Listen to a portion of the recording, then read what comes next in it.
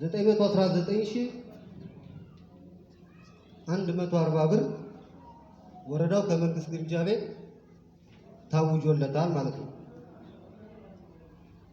እንደምዳልኳችሁ በእነዚህ አራት ዘርፎች ይሄ የመንግስት ግምጃ ሲተነተን ደግሞ ወረዳው በዚህ ዓመት ከግብር ሰብስቦ መጠቀም ያለበት 138,968,726 ብር ወረዳው ከዚህ በወረዳ ላይ ሰብሳቢ ተቋም አማካኝነት ወደ ወረዳ ምክር ቤቱ በረባቱ የሚሰበስበው የወረዳችን የመንግስት ግምጃ ቤት ገቢያችን ነው ማለት ነው።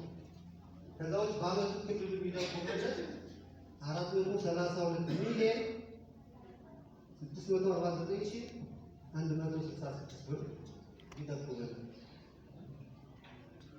ከዛ ውጭ እንደኛ ሁለት መዘጋጃ ስላለ ለሁለቱ መዘጋጃ ቤቱ ልዩ ድጎማ ነው 2,400,000 ብር እንዳንድ የበጀት ምንጭ ከመንግስት ግምጃ ቤት ተወድናል። ከዛ ውጭ ለወረዳዎች ከሰጠው ካፒታል በጀት አንፃር